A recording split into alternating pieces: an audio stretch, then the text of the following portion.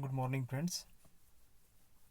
Today we will start new topic from paper second, unit angiosperm.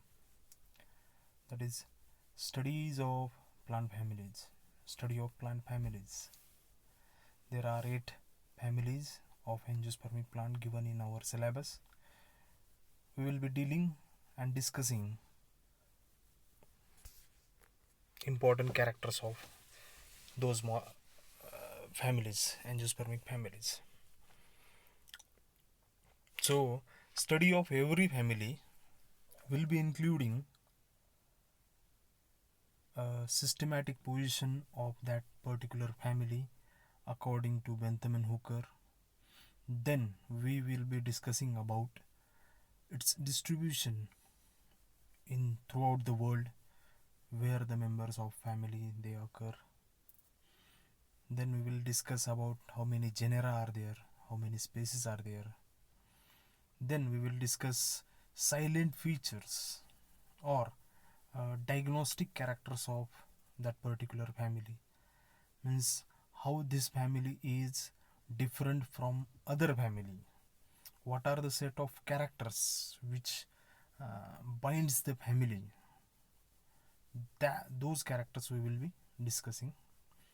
Then further we will be discussing about its morphological characters, means description of family.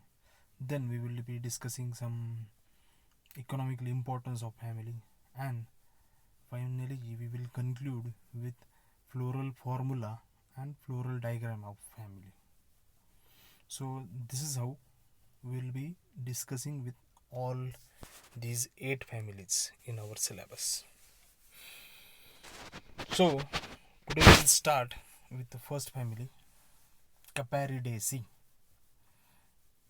Now it is called as Caparaceae, but as we are studying family in the point of view of Bentham and Hooker's, so there is a title given in our syllabus is Caparidaceae. Nowadays no one use Caparidaceae, we generally use the term Caparaceae, caper family, Caparaceae, caper family. But in Bentham and Hooker's classification system they have used the word Caparidaceae. So Caparidaceae.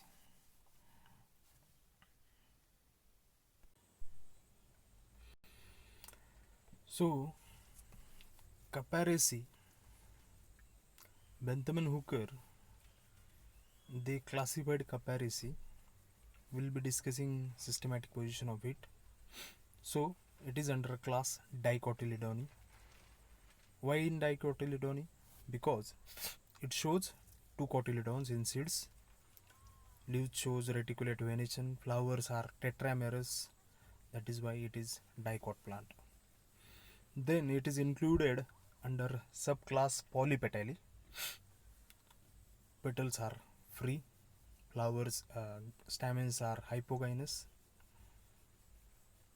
Then it is included in series Thalamiflorae. Many stamens, hypogynous stamens are there, so it's Thalamiflorae. Its thalamus sometimes get extended and it forms a structure called as gynophore or gynandrophore. We'll be later on we will be discussing about this structure, what is gynophore or gynandrophore. Because of this Bentham and Hooker they have included this family into the series Thalamiflorae. Then order Parietalus. The placentation in the ovary of Caparaceae is parietal placentation, so it is included into the order Parietalus.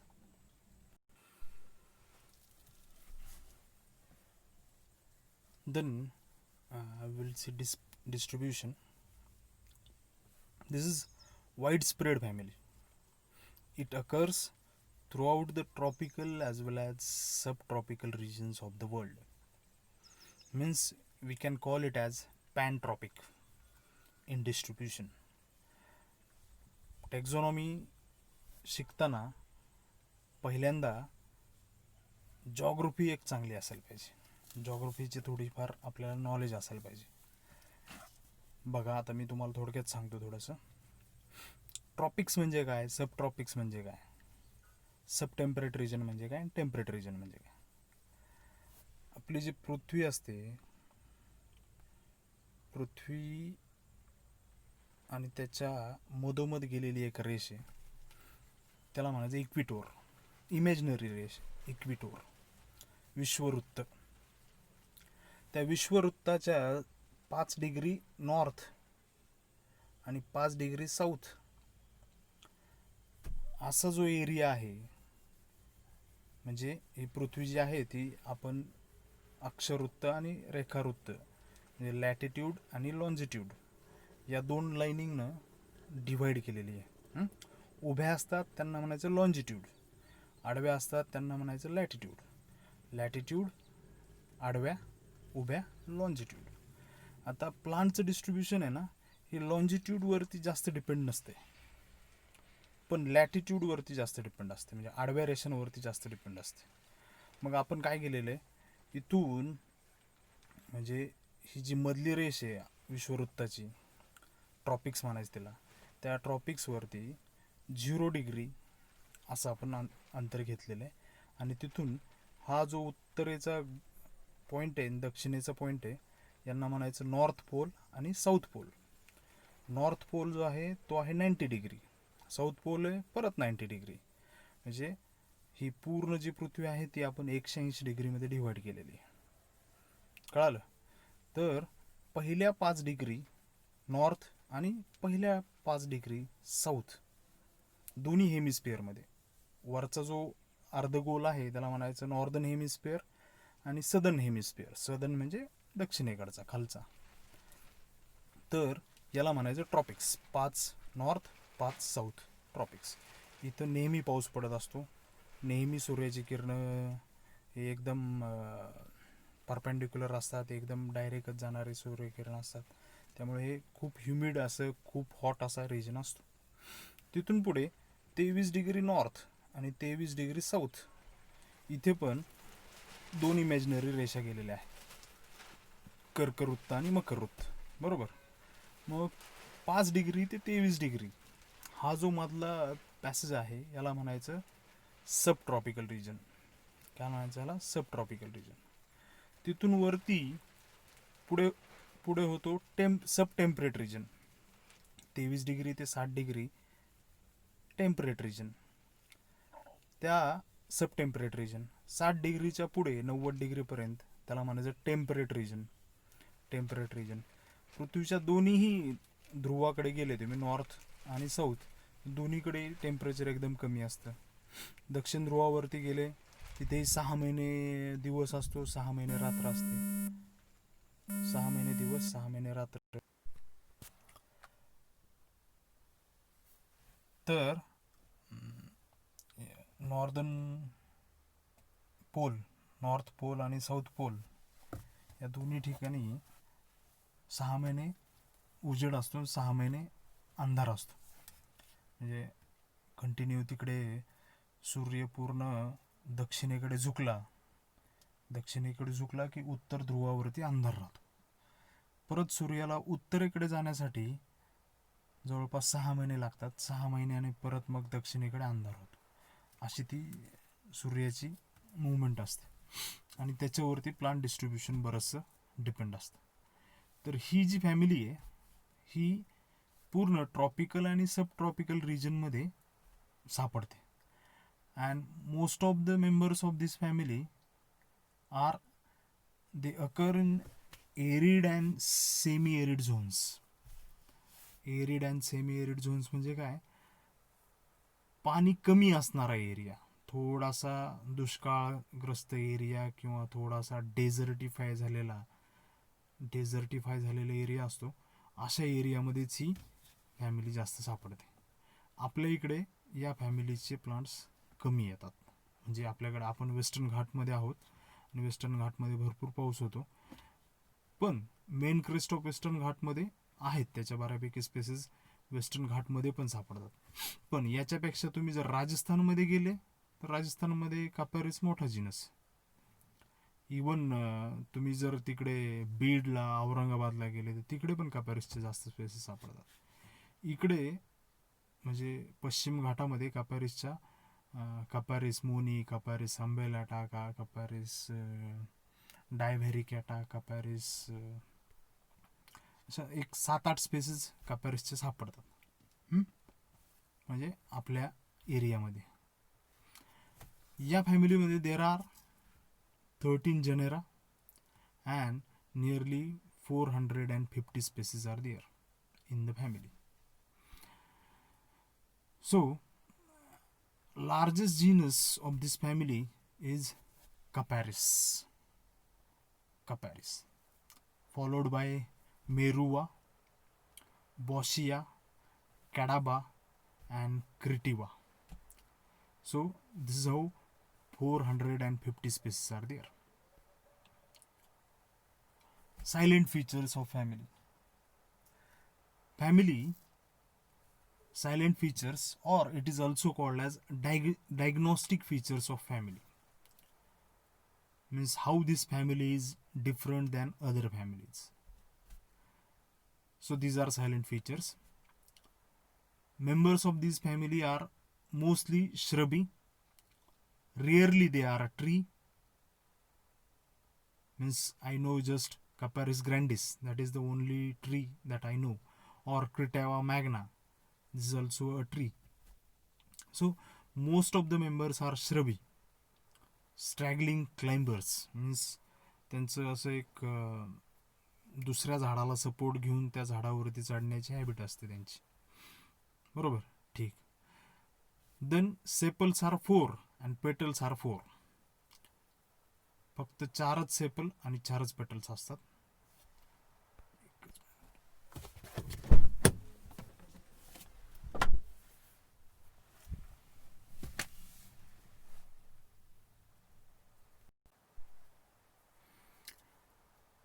Sepals आणि petals दोन्ही free असतात.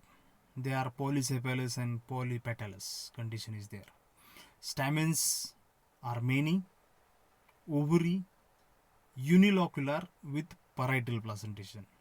तुम्ही ovaries section घेतला तर त्यात तुम्हाला compartment दिसणार नाहीत, एंटायर एकच लॉक्युल दिसेल आणि त्याच्या पेरीपेरीला सगळे ओव्हल्स अरेंज झालेले असतील. Ovaries superior, sometime with gynophore, sometime with gynophore. Fruits, capsule or berry. Fruits, capsule or berry. आता यात गायनोफोर ही टर्म काय आहे, ही तुमच्यासाठी नवीन टर्म आहे. हे जे समोर फ्लावर दाखवलं आहे मी, हे कपारिस मोनी या प्लांटचं आहे. कपारिस मोनी एक एंडेमिक प्लांट आहे वेस्टर्न घाटला. त्या कपारिस मोनीचं एक प्लांट आहे. हे बघा, हे खाली फ्री कॅलिक्स आहेत, 4 कॅलिक्स असतात, हे 4 पेटल्स असतात. बरोबर. Stamens are many and they are hypogynous below the gynoecium. आता याची ओव्हरी ना ती इथे कुठेतरी असेल असं तुमचा अंदाज असू शकतो, पण ओव्हरी तिथे नसते. त्या ओव्हरीला एक स्पेसिफिक हाईट देण्यासाठी रेज केलं जातं, ते एका स्ट्रक्चरनं रेज केलं जातं. त्या स्ट्रक्चरला म्हणायचं गायनोफोर. आणि वरती हे ग्रीन कलरचं दिसतो ना टॉप, दिस इज गायनोशियम. म्हणजे काय, तिथेच ओव्हरी आहे, स्टाईल आहे, स्टिग्मा आहे. तुम्ही वाघोटीचं फळ बघितलं, वाघोटीचं फळ, वाघाटी हां, त्याची भाजी करून खातो आपण पावसाळ्यात. मग त्याच्यामध्ये पण काय असतं बघा, हे वाघाटीचंच फळ आहे. हा इथून एवढा जो दिसतोय, दिस इज पेडिसल ऑफ फ्लावर. मग या जो इथे अटॅचमेंटचा पॉईंट आहे, हा अटॅचमेंटचा पॉईंट इथेच सगळे स्टॅमेन्स, पेटल, सेपल्स अटॅच झालेले असतात. आणि ओव्हरी येते, ही ओव्हरी वरती अटॅच झालेली असते. ओव्हरीज फर्टिलाइज होऊन फ्रूट होतं ना. हा जो मधला पॅसेज आहे, this is to raise the height of ovary, gynoecium. This portion is called as gynophore. Am I clear नाव? असा गायनोफोर असणाऱ्या फॅमिलीला कपॅरिडेसी म्हणतात. कपॅरिडेसीमध्ये कंपल्सरी देअर आर अँड्रोगायनोफोर और गायनोफोर ॲटलिस्ट. गायनोफोर तरी कंपल्सरी असतोच असतो. Then we'll see description of the family. This flower is Criteva magna. Criteva magna म्हणून एक प्लांट असते आणि ते प्लांट येतं ओढ्यांमध्ये, नदींमध्ये, नदीच्या काठीला वगैरे हे प्लांट येतं. यातली एक स्पेसिस क्रिटेवा लिनियाटा म्हणून ती ऑर्नामेंटल म्हणून पण वापरली जाते. Habit shrubby. Most of the caparis are shrubby. Rarely they are tree. Criteva is a tree. Merua is a climber. Most of the caparis they are shrubs. Just Caparis grandis हे सोलापूर जिल्ह्यामध्ये वगैरे road साईडला असं एक उंच झाड असतं, याचं म्हणजे मीडियम साईज ट्री असते कपॅरिस ग्रँडिस. तेवढं एकमेव कपॅरिस ग्रँडिस ट्री आहे, बाकी सगळे श्रब्स आहेत. Leaves they are strictly alternate असतात. रिअरली एखाद दुसऱ्या स्पेसिसमध्ये कुठेतरी अपोजिट असेल, पण महाराष्ट्रातल्या कुठल्या स्पेसिसमध्ये अपोजिट लीव्ज नसतात. They are alternate. Simple leaves are simple. Stipule is present, sometime reduced to a gland or spine. वाघाटीमध्ये बघा स्पाइन्स असतात, जे काटे असतात, आणि ते काटे nothing but stipules. Then inflorescence. Typically there is racemose inflorescence in family Capparidaceae. कपॅरिडेसीमध्ये रेसिमोज इन्फ्लोरसन्स असतो, पण काही काही ठिकाणी काय होतं, रेसिम गेट कंडेन्स्ड, थोडंसं त्याचा पेडंकल जो आहे तो शॉर्ट होतो आणि it look like corymbose type of inflorescence and sometimes it appear as umbels. Capparidaceae मधल्या कपॅरिस अंबेलाटा म्हणून एक स्पेसिस असते, त्यात अंबेल इन्फ्लोरसन्स असतो, म्हणजे रेसिमचा पेडंकल एकदम शॉर्ट झालेला. ठीक. Flowers are bracteate. Bracts are often leafy. मोठ्या मोठ्या ब्रॅक्ट्स असतात. फ्लावर्स आर ॲक्टिनोमॉर्फिक और झायगोमॉर्फिक, दोन्ही टाईपचे फ्लावर असतात. कपॅरिस रिड्डी म्हणून एक स्पेसिस येते. कपॅरिस रिड्डी ही गोवा आणि कर्नाटका या एरियामध्ये येते. म्हणजे गोव्यापासनं किंवा आपल्या सिंधुदुर्गपासनं दक्षिणेला ही कपॅरिस रेड्डी नावाचं एक एंडेमिक, परत एकदा हे एंडेमिक असते वेस्टर्न घाटला, तर ती स्पेसिस येते. त्याच्यात दोन ज्या पेटल्स असतात, त्या दोन पेटल्सवरती येलो कलरची ब्लॉचिंग असते आणि दोन पेटल्सवरती येलो कलरची ब्लॉचिंग नसते. त्यामुळे कपॅरिस रेड्डीचं फ्लावर झायगोमॉर्फिक जातं. बऱ्याचशा स्पेसिस आहेत त्यांचे फ्लावर ॲक्टिनोमॉर्फिक आहेत, काही स्पेसिस आहेत त्यांचे फ्लावर झायगोमॉर्फिक आहेत. So flowers are actinomorphic or zygomorphic also. Then flowers are bisexual. All the members of Caparis genus, Caparis, Merua, Kadaba, flowers are bisexual. But in Criteva there are reports of unisexual species and polygamous species. Polygamous काल परवाच आपण बघितले. ठीक.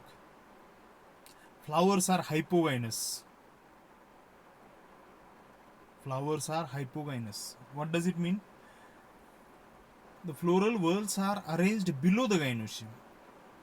म्हणजे calyx, Corolla, androecium हे गायनोशियमच्या खाली सुरुवात होतात, खाली अटॅच झालेले असतात. याला म्हणायचं hypogynous flower. Thalamus often prolonged into a androgynophore. मी काय सांगत होतो तुम्हाला, थॅलेमिफ्लोरीमध्ये आहे आणि याचा थॅलेमस म्हणजे काय, the point where floral whorls are attached. तर थॅलेमसच्या टोकाला काय पाहिजे, तर गायनोशियम पाहिजे असतो. तर हे जे टोक आहे ते थोडंसं इलॉंगेट होतं आणि गायनोशियम त्याचं त्या फुलांच्या वरती बाहेर आलेला असतो. फुलाच्या वरती बाहेर ओव्हरी स्टाईल स्टिग्मा आलेली असते आणि फुलापासनं तिला थोडंसं उंच केलेलं असतं, तिला म्हणायचं गायनोफोर. कधी कधी काय होतं, कॅलिक्स करोला एका सर्टन थॅलॅमस वरती असतात. त्यानंतर थोडासं इलॉंगेट होतो थॅलॅमस वरती. अँड्रोशियम म्हणजे सगळे स्टॅमिन्स येतात आणि त्या सिच्युएशनला म्हणायचं अँड्रोगायनोफोर. म्हणजे अँड्रोशियमला पण उचलणं आणि गायनोशियमला पण वरती उचललेलं आहे, थोडीशी हाईट रेज केलेली आहे, याला म्हणायचं अँड्रोगायनोफोर. ठीक. कॅलिक्स, आता या फ्लावरमध्ये कॅलिक्स कसा असतोय, 4 sepal, rarely 2 or 8. All of them are free और समटाइम कोनेट इन मेरुआ. मेरुआमध्ये कोनेट झालेले असतात. They are in 2 whorls, sometime in 1 whorl. ठीक. कॅलिक्स कळालं, लक्षात ठेवायचं फक्त सेपल 4 अँड फ्री. करोला पेटल 4, क्रुसिफॉर्म. क्रुसिफॉर्म म्हणजे काय, त्या पेटल्सला क्लॉ असतो आणि वरती लिंब असतो. क्लॉ आणि लिंब म्हणजे मी तुम्हाला मॉर्फोलॉजी ऑफ फ्लॉवरमध्ये सांगितलं होतं क्लॉ आणि लिंब काय असतं. तर नखी असते, पेटलला नखी असते आणि वरती लिंब असतो. म्हणजे बघा इथं समोर तुम्हाला जो क्रिटॅवाचं फ्लॉवर दिसते, त्याच्यात पेटल जे आहे त्याचा जो खालचा भाग आहे तो नॅरो झाला आहे, एखादा एकदम देठ असल्यासारखा, हां, त्याला म्हणायचं क्लॉ. आणि अशा टाईपच्या करोलाला म्हणायचं क्रुसिफॉर्म करोला. रिअरली 8 और इवन लॅकिंग इन मेरुआ. मेरुआमध्ये कधी ते पेटल्स नसतात. आणि Claude. Androecium. Androecium with 4 to many stamens. 4 to many stamens. Free. Often arising from अँड्रोफोर. कधी कधी अँड्रोफोर नावाचं स्ट्रक्चर तयार होतं आणि कॅलिक्स करोलापासनं जो अँड्रोशियम आहे, स्टॅमिन्स आहेत, ते थोडेसे उंचावरती तयार होतात, त्याला म्हणायचं androphore. Dehiscing longitudinally, nectar is often present near the base of stamen. आता याच्यामध्ये जे नेक्टर तयार करणारे ग्लँड्स आहेत त्यांना म्हणायचं नेक्टरी, त्या स्टॅमिनच्या बेसला असतात. डिहायसिंग लॉन्जिट्युडनली म्हणजे काय, अँथर जो आहे तो एक अँथरवरती एक लॉन्जिट्युडनल स्लिट म्हणजे लॉन्जिट्युडनल एक भेग तयार होते, उभी एक चीर तयार होते आणि त्या चिरीतनं सगळे पोलंग्रेन बाहेर येतात, असं त्याचं डेहिसन्स असतं. Gynoecium. Gynoecium with 2 to 12 united carpels, syncarpous condition असते. But it look like unilocular ovary. Unilocular ovary with 1 to many ovules. खूप सारे ओव्हल्स असतात आणि प्लासेंटेशन असतं त्याचं, परायटल प्लासेंटेशन असतं. ओव्हरी सुपेरियर असते आणि most of the times ovary are raised, म्हणजे त्यांची उंची वाढवलेली असते, by the means of gynophore और अँड्रोगायनोफोर.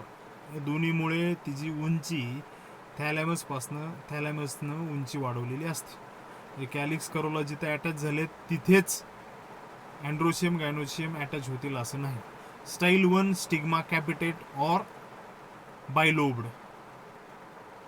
स्टिग्मा कॅपिटेट म्हणजे कॅप घातल्यासारखी असते किंवा 2 लोब असणारे असते. Fruit is berry type of fruit or sometime capsule, sometime drupe. Drupe नावाचं पण फ्रूट याच्यामध्ये ऑब्झर्व होतं. Embryo curved, endosperm absent.